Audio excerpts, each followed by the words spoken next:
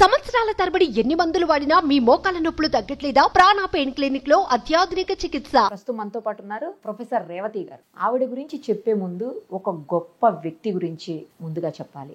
ఆయనే ఈయన. బహుశా చాలా మందికి తెలిసి ఉండొచ్చు, చాలా మందికి తెలియకపోయి ఉండొచ్చు. ఈయన పొట్టి శ్రీరాములు గారు. ఆంధ్ర రాష్ట్ర అవతరణ కోసం ఆంధ్ర రాష్ట్రాన్ని మద్రాసు రాష్ట్రం నుంచి సపరేట్ చేయాలి అని చెప్పి 58 రోజుల పాటు ఆమరణ నిరాహార దీక్ష చేసి ఆంధ్రప్రదేశ్ను సపరేట్ స్టేట్గా సాధించినటువంటి వ్యక్తి. అంత గొప్ప వ్యక్తికి మనవరాలు ప్రొఫెసర్ రేవతి గారు. ఒక్కసారి ఆమెతో మాట్లాడదాం.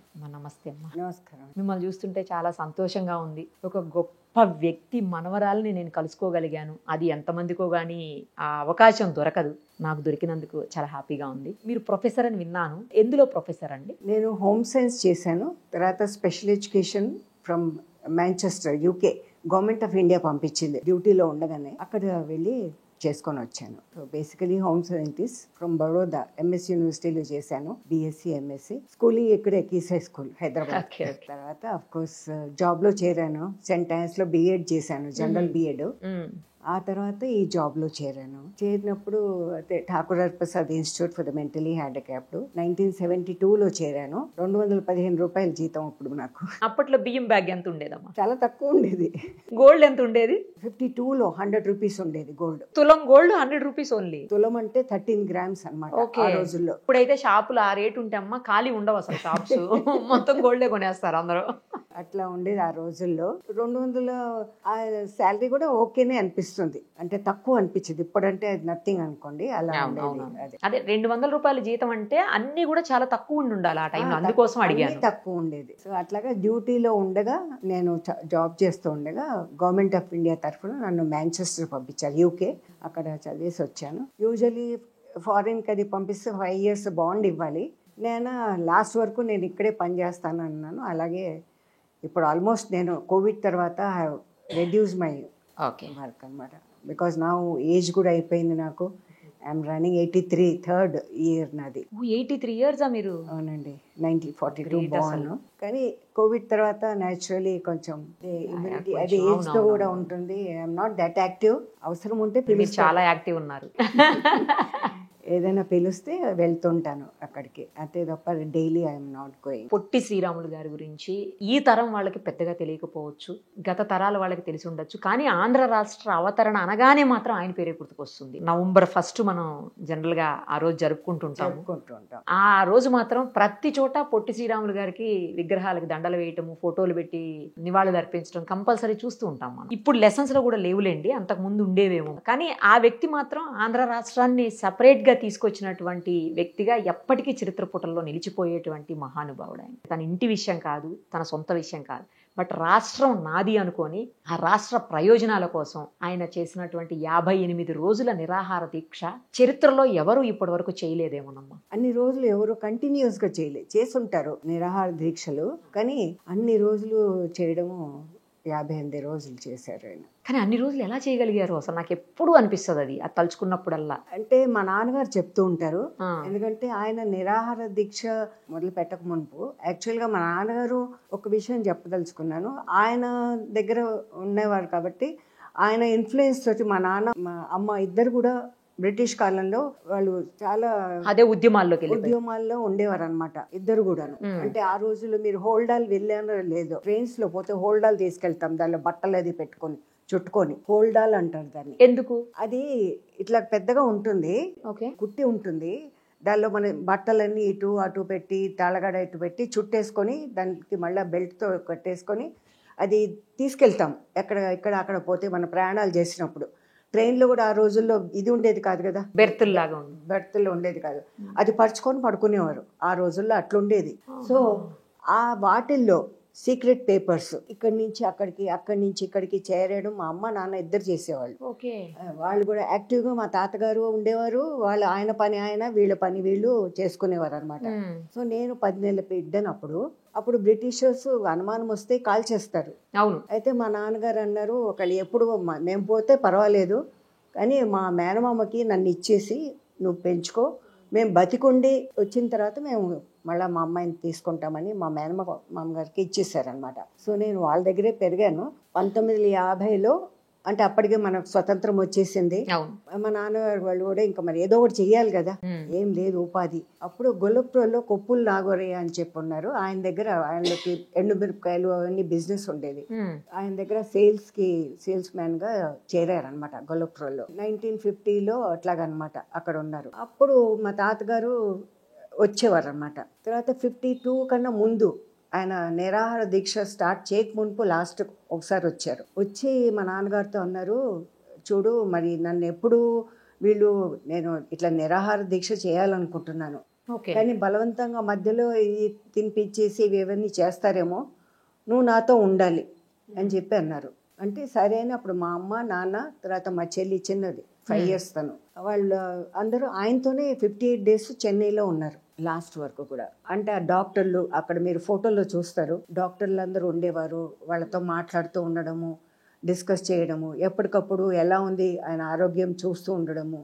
లాస్ట్కి ఆయన బాడీ వేడెక్కిపోతూ ఉండేది. సో ఒక కేర్ టేకర్ని పెట్టి అది మట్టితో బాడీ అంతా ఇలాగా పూర్తిగా రాసేవారు అనమాట, కూల్ డౌన్ కావడానికి. అలాగా చేసేవారు. లాస్ట్కి ఒక నిమిషంలో పోయారు ఆయన. అయితే మా చెల్లి చిన్నది కదా, ఆ రూమ్లోనే కూర్చొని ఉండేది, తాతగారి దగ్గర కూర్చునేది, రూమ్లో ఉంటూ ఉండేది. లాస్ట్కి వాళ్ళు కూర్చొని దగ్గర గడప దగ్గర కుర్చేసుకొని కూర్చొని ఉండేదంట, చూస్తూ ఉండేది. తనే లాస్ట్ చూసింది మా తాతగారు చనిపోవడం. ఎందుకంటే అది మట్టి రాస్తున్నాడంట, అంతా చేస్తున్నాడు, సడన్గా తాత తల ఇలాగ పక్కకు తిప్పేశారంట. దానికి ఏదో కొత్తగా అనిపించి ఏంటి తాత తల పక్కకు తిప్పారు అని చెప్పిందంట. అప్పుడు వెంటనే అతను చూసి పరిగెత్తి వెళ్ళి పైనుంచి డాక్టర్ మా నాన్నగారు అంతా కిందికి వచ్చేసి అయిపోయింది అని చెప్పి డిసైడ్ చేసుకున్నారు. అలాగా జరిగింది లాస్ట్ రోజుల్లో అనమాట. చాలా గొప్ప వ్యక్తి అండి, ఏదైనా కూడా అంతే. ఇక చరిత్ర పుటల్లో ఇందాకే చెప్పాను, అందులో నిలిచిపోయి. అసలు చాలా ఆయనకి ఆటంకాలు వచ్చాయి, అందరూ స్టాప్ చేయమని మినిస్ట్రీ నుంచి, అంటే ఢిల్లీ నుంచి అంతా. అప్పుడు ఎవరెవరు ఉన్నారో ప్రైమ్ మినిస్టర్ ఆ టైంలో, వాళ్ళందరూ మానేయమని చెప్పి ఇవి అన్నీ వచ్చింది. కానీ ఆయన అసలు నేను మాను అని చెప్పన్నారు. ఒక విధంగా చెన్నైలోనే, అంటే ఇప్పుడు మెడ్రాసు, ఇప్పుడు చెన్నై, అక్కడే ఆయనకి ఇల్లు ఇచ్చి ఆ ఇంట్లోనే సత్యాగ్రహం చేయడానికి పర్మిషన్ ఇచ్చి తీసుకున్నారనమాట. ఆ ఇల్లు ఇప్పుడు ఒక విధంగా అన్ని తగినవన్నీ పెట్టేసి దీనిగా పెట్టారనమాట. అందరు వచ్చి చూడడానికి they have given that house అనమాట ఆ విధంగా. కానీ ఒకటి నాకు సంతోషం ఏమనిపిస్తుందంటే, ఆయన ముందు యాక్చువల్గా పోరాడింది ఆంధ్ర రాష్ట్రం కొరకు, లింగ్విస్టిక్ స్టేట్ సెపరేట్గా ఉండాలి, తెలుగు మాట్లాడే వాళ్ళందరూ ఒక రాష్ట్రంలో ఉండాలి అని చెప్పి అనుకొని చేశారు. కానీ దాని తర్వాత ఫాలో అయి all over India linguistic states తయారయ్యాయి లేదా? ఇప్పుడు గుజరాత్ అని, మహారాష్ట్ర అని, వెస్ట్ బెంగాల్ అని, ఒరిస్సా అని, కేరళ అని, తమిళనాడు అన్నీ మరి ఆయన వేసిన పునాది తర్వాతనే కదా ఇవన్నీ కూడా వచ్చాయి. అందరికీ ఆల్ ఓవర్ ఇండియా వచ్చింది కదా. అది నాకు చాలా గర్వంగా అనిపిస్తుంది. ఒక్కోసారి ఆయన స్టార్ట్ చేశారు, దాని ఎండ్ ఎట్లాగా అయింది అని చెప్పి ఐ ఫీల్ నాకు చాలా ఇదిగా అనిపిస్తుంది అనమాట. సో తాతగారు అంటే ఆయన భార్య ఉన్నారా అండి, నాన్నమ్మ గారు ఉన్నారా మీకు? ఆయనకు అసలు పెళ్లి అయిపోయిన వెంటనే ఫస్ట్ డెలివరీ అయింది. డెలివరీలోనే ఆవిడ పోయారు, బాబు పోయాడు అనమాట. తర్వాత ఇంకా ఆయన పెళ్లి చేసుకోలే, ఇంకా మొత్తం దీనిలోకే గాంధీ గారితో సబర్మతి ఆశ్రమం పోవడం, తర్వాత హరిజనులకి టెంపుల్లో ప్రవేశం కల్పించడానికి స్మాల్ అనుకో సత్యాగ్రహాలు చేయడము, అలా ఆల్ ఓవర్ ఇండియా అంతా తిరగడము, ఇవే ఉండేది ఆయనకి, ఇంకేమి లేదు. ఆయన మరి మీ నాన్నగారు ఎట్లా, అంటే ఎలా కొడుకులాగా అయ్యారు ఆయనకి? అంటే యాక్చువల్గా మా నాన్నగారికి మేనమామ అవుతారు. అంటే మా నాన్నగారు వాళ్ళ అమ్మ పొట్టిశ్రావులు గారి అక్క, సొంతం ఆమె అక్క. తర్వాత పొట్టిశ్రావులు గారు, తర్వాత రంగయ్య గుప్తా ఆయన ముగ్గురు వాళ్ళు. ఆయన రంగయ్య గుప్తా గారు MBBS డాక్టర్, ఈ వాజ్ ఇన్ గవర్నమెంట్ జాబ్. ఈయన ఇంజనీరింగ్ చేశారు కానీ ఎప్పుడు శానిటరీ ఇంజనీరింగ్ ఆ విధంగా పోలే. ఈ డిడ్ వర్క్ బాంబేలో చేశారు కానీ తర్వాత మన స్వతంత్ర పోరాటంలోనే ఉన్నారు. అయితే మా నాన్నగారు 2 ఏళ్ళు ఉన్నప్పుడు వాళ్ళ అమ్మగారు చనిపోయారు అనమాట. అంటే కృష్ణరాజు గారి అక్క ఆవిడ పోయారు. వాళ్ళది కావలి దగ్గర అనమాట మా నాన్నగారు వాళ్ళది. పొట్టి శ్రీరాములు గారిది ఏ ఊరండి అసలు? వాళ్ళది అటే నెల్లూరు, అంటే జయజనాయన్ అంటాం మా నాన్నగారు నాన్న. ఆయన మళ్ళీ పెళ్లి చేసుకుంటే ఈయన 2 year old. అందుకే వాళ్ళ అమ్మమ్మ అంటే కృష్ణరాజు గారి మదర్ తను వెంట తీసుకెళ్ళిపోయింది. మెడ్రాస్లో ఉండేది ఆమె. అక్కడే శ్రీరాములు గారు కూడా ఉండేవాడు, అక్కడే ఉండేవాడు. అదే ఇంటికి తీసుకెళ్లిపోయారు మా నాన్నగారిని. మా నాన్నగారు అక్కడే పెరిగారు మా నాన్న. అదే అందుకే కొడుకు లెక్క, ఆయన కొడుకులాగే, ఆయన అడాప్షన్ అది లేదు కానీ ఆయన కొడుకులాగే వాళ్ళ ఇంట్లోనే పెరిగారు అనమాట. నాన్ననే పిలిచేవాళ్ళ మీ నాన్నగారు ఆయన్ని? లేదు, మామానే అనేవారు. మేనమామే కదా, మామానే వాళ్ళు అనేవారు అనమాట. అక్కడ వాళ్ళ అమ్మమ్మ అంటే వాళ్ళ హస్బెండ్ కూడా అక్కడ పోయినాక చనిపోయారు అనమాట. అంటే మా నాన్నగారు వాళ్ళ తాత. ఆమె పాపం ఇవి అవి పనులు చేసుకొని వీళ్ళని చదివించి పెంచింది ఆమె. She's really great lady. మా నాన్నగారు వాళ్ళ అమ్మమ్మ అంటే పొట్టి శ్రీరాములు గారికి అమ్మగారు వీళ్ళని చదివించింది. ఆయన ఇంకో రెండో కొడుకుని ఎంబీబీఎస్ చదివించింది. పనులు చేసి ఇవి అవి ఆ రకంగా చేసి తండ్రి లేకపోయినా కూడా అంటే ఇవన్నీ నాన్నగారు చెప్తూ ఉంటే మీకు తెలుస్తుంది కదా. మీ చిన్నవాళ్ళుగా మరి అప్పటికి. అవునవును. అన్ని రోజులు కనీసం పచ్చి మంచినీళ్ళు కూడా ముట్టలేదు అని అందరూ అంటుంటారండి. 58 రోజులు నీళ్లు తాగారు. నీళ్ళు ఒకటే, ఇంకేం లేదు. తర్వాత ఆ మధ్య నాకు చాలా బాధ అనిపించింది. అలాంటిది ఎవరో వీడియో పెట్టారు, ఆయన లాస్ట్ కంతా కూడాను ఆయన బాడీ పురుగులు పడిపోయింది, ఎవరు గతి లేకుండా ఎడ్ల బండిలో తీసుకెళ్లారు అని చెప్పి అంతా వస్తే నేను బాగా జవాబిచ్చాను వాళ్ళకి. ఇది అంతా మీకు తెలియకుండా ఇలాంటివన్నీ చేయకండి, బికాజ్ లాస్ట్ వరకు చూసిన వాళ్ళు ఉన్నారు, మా నాన్నగారు ఉన్నారు. అది కాకుండా ఆయన్ని ప్రొసెషన్ తీసుకెళ్లి దానిలో కూడా ఆయన చూసానండి అక్కడ. అందులో ఇక్కడ ఒకటి కనబడుతుంది మనకి, కూర్చోబెట్టి తీసుకెళ్తున్నారు. ఆయన అట్లా కనబడుతున్నారా? లేదు కదా, అది ఇదే కదండి, కూర్చోబెట్టి తీసుకెళ్తున్నారు. ఆయన చనిపోయిన తర్వాత ఇమ్మీడియట్ గా జరిగినదే కదా, ఇమ్మీడియట్ జరిగింది. ఆయన దీనికి తీసుకెళ్లారు కదా, అదే ఆఖరి కార్యక్రమాల కోసం తీసుకెళ్లారు కదా. ఎడ్ల బండి కాదు అది, బండియే. తర్వాత ఘంటసాల కూడా బండిలో కూర్చొని పాటలు పాడుతూ తీసుకెళ్లారు. ఇంకోటి, ఆ రోజుల్లో ఆయన చనిపోయిన తర్వాత వెంటనే సినిమాల్లో గొల్లప్రోలు అదే సినిమాలు చూసేవాళ్ళం కదా, సినిమా కన్నా ముందు ఒక క్లిప్పింగ్ చూపించేవాళ్ళు తాతగారి గురించి, జస్ట్ ఫ్యూ సెకండ్స్ అనమాట. ఆయన్ని తీసుకెళ్లడం, ఎంతమంది గుంపులుగా వెనకపోవడము అంతా చూపించేవాళ్ళు. అది డెఫినెట్ గా మనకు వీళ్ళ గవర్నమెంట్ మూవీస్ లో ఉంటుంది.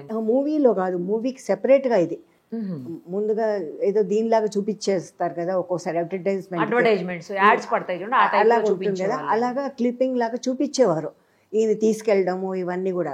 అది తప్పకుండా అది గవర్నమెంట్ దగ్గరే ఉంటుంది, బికాజ్ గవర్నమెంట్ పర్మిషన్ ఇస్తేనే కదా చూపిస్తారు. అది నేను చూశాను, సినిమాల కన్నా ముందు చూపించడం నేను చూశాను. అలాగా అలా ఉన్నప్పుడు అబద్ధాలు చెప్పి ఇది చెప్పడం, మనిషిని పెద్ద మనిషిని అలా చేయటం కూడా. అదే సో వాటర్ మాత్రమే తీసుకొని కేవలం ఆహారం అనేది అస్సలు లేకుండా ఉన్నారనమాట. మరి ఆ చేస్తున్న టైంలో మీరు, అంటే మీరు చిన్నోళ్ళు అనుకోండి, మీ నాన్నగారు వాళ్ళందరూ ఆపినా కూడా ఆయన ఏమీ వినలేదు. అయితే మా నాన్నగారు ఆపలేదు. ఎందుకంటే మా నాన్నగారితో చెప్పారు ముందుగానే, గొల్లప్రోలుకి వచ్చారు కదా, వచ్చినప్పుడు అన్నారు నేను ఇట్లాగా దీక్ష చేయబోతున్నాను, కానీ నన్ను ఎవరన్నా అందరూ ఆపడానికి చేయొచ్చు ప్రయత్నము, అది కాకుండా నువ్వు నా దగ్గర ఉండి చూసుకోవాలి, నువ్వు నాతో రావాలి. ఇంకా అది జాబ్ వదిలేసి మా నాన్నగారు వెళ్ళిపోయారనమాట. అమ్మ, నాన్న, మా చెల్లి ముగ్గురు ఆయన దగ్గరే ఉండారనమాట. దానికి ఆయన ముందే చెప్పారు కాబట్టి మా నాన్నగారు ఎందుకు ఆపుతారు? ఆయన ఉద్దేశం అలాంటిది ఉన్నప్పుడు, అది మనకు ఆంధ్ర రాష్ట్రం వస్తుందో లేదో అప్పుడు ఏం తెలియదు, కానీ ఆయన ట్రై చేశారు, ప్రయత్నం అయితే చేశారు, వచ్చింది కదా. ఇప్పుడు మీరు ఎన్నిసార్లు మాట్లాడుతుంటారు తాతగారితో? 2 సార్లు వచ్చారు ఆయన గొల్లప్రోలుకి. అంటే మీరు వేరే దగ్గరికి వెళ్ళిపోయారు కదా, తిరగటం వేరే దగ్గర కదా. వెళ్ళిపోయాను కాబట్టి మా మేనమామ ఆయన బిర్లా కాలేజ్ భివానీలో ఆయన టెక్స్టైల్ కాలేజ్కి ప్రిన్సిపల్గా ఉన్నారు. 1950 డిసెంబర్లో ఆయన హార్ట్ అటాక్తో పోయారు జాబ్లో ఉండగానే. ఇంకా అప్పటికే మా నాన్నగారు ఇక్కడ గొల్లప్రోలుకి వచ్చి ఆ జాబ్ అది చూసుకున్నారు. ఆయన పోయిన తర్వాత మా అత్తని, తర్వాత నన్ను, వాళ్ళ చిన్నపిల్లలు 2 ఉన్నారు అప్పుడు, వాళ్ళు అందరినీ పిలుచుకొని గొల్లప్రోలుకి వచ్చేసారు మా నాన్నగారు ఇమీడియట్గా. సో నేను వాళ్ళ దగ్గరే ఉండిపోయాను. మళ్ళీ ఆమె వాళ్ళ పెద్ద కొడుకుల దగ్గరికి బరోడా వెళ్ళిపోయింది మా అత్త. సో నేను మా నాన్నగారి దగ్గర అప్పటి నుంచి ఉన్నాను అనమాట.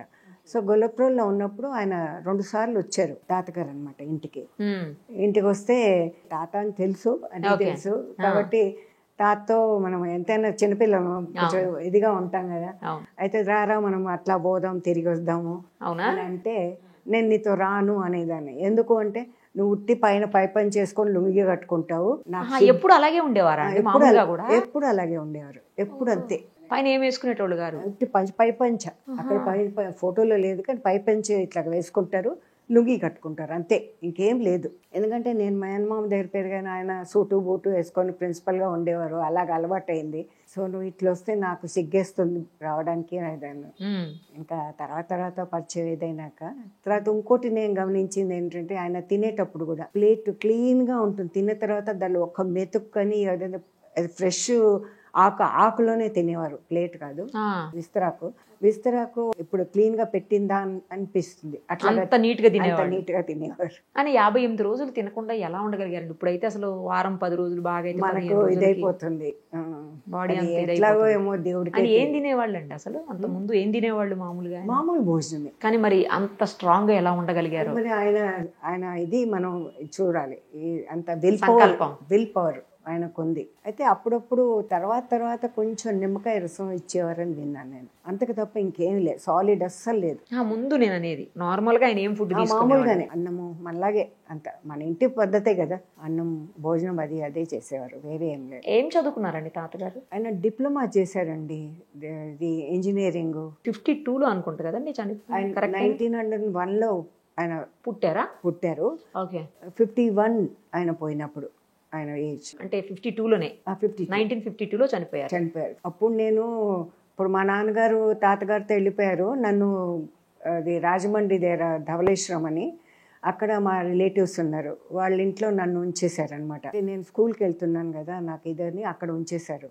సో నేను అక్కడ ఉన్నప్పుడే 52లో ఇట్లాగా అంతా జరగడము, అప్పుడంతా రైళ్ళన్నీ ఇది చేయడము, చాలా గొడవలు జరిగాయి. అంటే ఈయన చనిపోవటం వల్ల, తాతగారు చనిపోవటం వల్ల జరిగింది అంత ఆంధ్ర రాష్ట్రం ఇవ్వాలని చెప్పి చాలా గొడవలు జరిగాయి. అప్పుడు నేను అక్కడ రాజమండ్రి ధవళేశ్వరంలో ఉన్నాను, అప్పుడు అన్నీ విన్నాను అనమాట, రైళ్ళన్నీ ఇది చేయడము, స్టాప్ చేయడము, గొడవలు అవి ఇవి అంతా జరిగింది. తర్వాత అఫ్ కోర్స్ వాళ్ళు అనౌన్స్ చేశారు. అప్పటికి తాతగారు లేరు కదండి అనౌన్స్ చేసేటప్పటికి? లేరు. ఆయన చనిపోయినాక ఎన్ని డేస్ తర్వాత అనౌన్స్ చేశారండి? టైం పట్టిందండి, ఫ్యూ మంత్స్ పట్టింది, నాట్ ఇమీడియట్లీ కాలేదు. ఓకే. అన్నీ ఉంటాయి కదా పద్ధతులు వాళ్ళకి, అవునవును, ఇమీడియట్ గా అయితే చేయరు కదా. అసలు ఎందుకు తాతగారికి అలాంటి తలంపు వచ్చిందో? అంటే ఆయన ఆల్ ఓవర్ ఇండియా తిరిగేవారు, మరి ఆయనకి ఎలాగా అంటే మన ఆంధ్రాలో ఎట్లుండేది, కొంత ఏమో మహారాష్ట్ర కలిసి ఉండేది, కొంత కన్నడ కలిసేది, కొంత తమిళనాడు కలిసేది, ఎవరు ఏ భాష అని ఉండేది కాదు, అన్ని కలిసి అట్లా ఉండేదన్నమాట. అయితే మేబీ ఆయన మనసులో అనిపించిందేమో, ఎట్లాగా భాషా ప్రయుక్త ఇది స్టేట్స్ ఉంటే, లింగ్విస్టిక్ స్టేట్ ఉంటే బాగుంటుంది, ఒకే రకం భాష మాట్లాడే వాళ్ళంతా ఒక దగ్గర ఉంటారు అన్నట్టు ఆయనకు అనిపించినట్టుంది, నాకు అనిపిస్తుంది. అట్లాగా ఆయన స్టార్ట్ చేశారు ఆంధ్ర రాష్ట్రం కోసం. ఇంకా ఏం చెప్పేవాళ్ళు నాన్నగారు పొట్టి శ్రీరాములు గారి గురించి? ఎక్కువగా ఇదే చెప్పేవారు ఆయన, అసలు ఒక దగ్గర ఉండకుండా వీళ్ళ దగ్గర వాళ్ళ దగ్గర అని ఎక్కడెక్కడ ప్రాబ్లమ్స్ ఉంటే వెళ్ళడం చేయడము అని చేసేయడం అలా ఉండేది, వస్తూ పోతూ అట్లాగా నాన్నగారిని కలవడం. అది అంటే ఎక్కువ కూడా టైం లేదుగా, మనకు స్వతంత్రం వచ్చిన తర్వాత ఎంత టైం అండి, స్వతంత్రం మనకు రాకముందు మా నాన్న అమ్మ కూడా అంతే కదా, అందరూ కలిసి అడవుల్లో ఎంత తిరిగేవాళ్ళు, వాళ్ళు అంతే ఉండేది, ఈయన తిరుగుతూ ఉండేవాళ్ళు, ఆయన తిరుగుతూ ఉండేవాళ్ళు, ఆ విధంగా ఉండేది అనమాట. మధ్యలో కలుసుకోవడం వాళ్ళు అంతేగా, కానీ అంటే వాళ్ళు కూడా అలాగే ఉండేవాళ్ళు కదా. అదేలేండి. సో బిజీగా ఉండేవాళ్ళు. మనకు స్వతంత్రం వచ్చాకే కొంచెం ఫ్రీ అయ్యారు అందరూ, ఇంకా వెనక్కి వచ్చి నార్మల్ గా ఇంకా చేయాలి కదా ఏదో. అవును అవును. మాకు అప్పుడు ఫ్రీడమ్ ఫైటర్స్ పిల్లలకని 200 రూపీస్ వచ్చేది చదువు, దాంతోనే చదువుకున్నాం మేము. మా నాన్నగారు అనేవాళ్ళు, మీకు ఆస్తులు నేను ఇవ్వలేను, ఏం చేయగలనో తెలియదు, నేనేం సంపాదించాలి, ఇప్పటివరకు దేశ దిమ్మర్లాగా అన్ని ఈ పనులే చేశాము, తర్వాత అందుకే నేను మీకు చదువు ఇవ్వగలను. అలాగా నేను చదువుకున్నాను బాగా. మా చెల్లెలు కూడా హోమ్ సైన్స్ కాలేజ్లో చదువుకుంది, తను కూడా BEd చేసింది. తర్వాత మా తమ్ముడు MBA అది చేశాడు. శ్రీరాములు అని పేరు పెట్టాం, అందుకే మా తమ్ముడు పేరు. అవునా? శ్రీరాములు మీ తాతగారి పేరే మళ్ళీ పెట్టాం అనమాట. వాడు బాగానే చదువుకున్నాడు, MBA అది చేశాడు ఇక్కడ. తర్వాత MCom చేసి ఫారెన్ వెళ్ళి MBA చేశాడు. తర్వాత మా ఆఖరి చెల్లెలు తను BCom చేసింది, తను ఇప్పుడు స్టేట్స్లోనే ఉంటుంది మా చెల్లెలు, ఆఖరి అమ్మాయి. ఈ ఇల్లు మీ నాన్నగారిదా అండి? మా నాన్నగారు కట్టారండి. ఇక్కడనే ఉన్నారు నాన్నగారు? ఇక్కడే.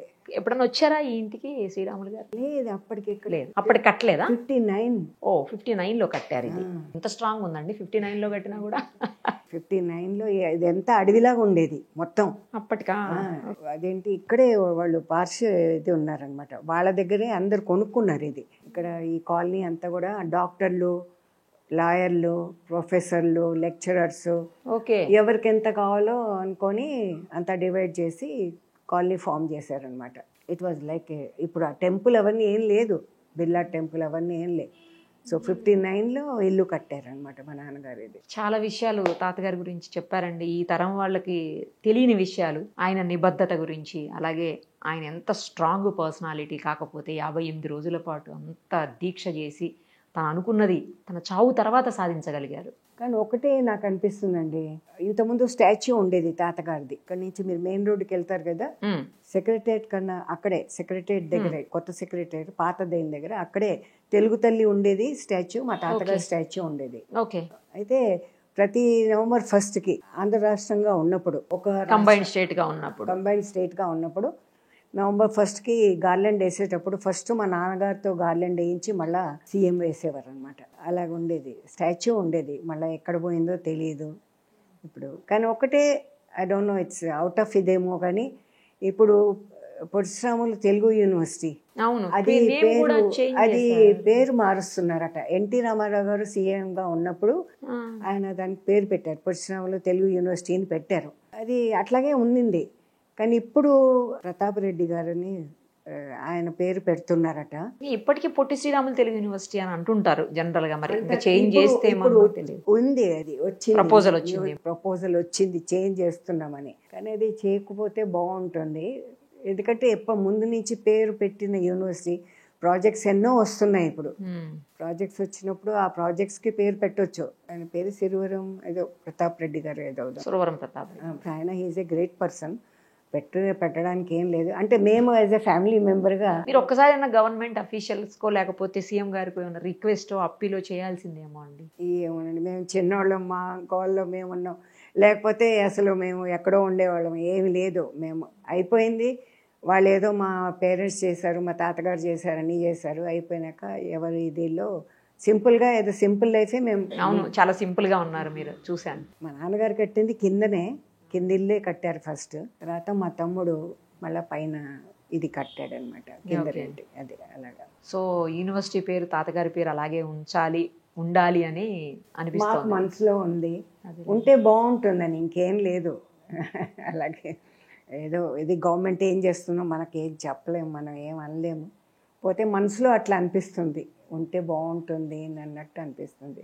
మేబీ మీరు చెప్పింది వింటే మారకుండా అలాగే ఉంటుందేమో లేండి, చూద్దాం.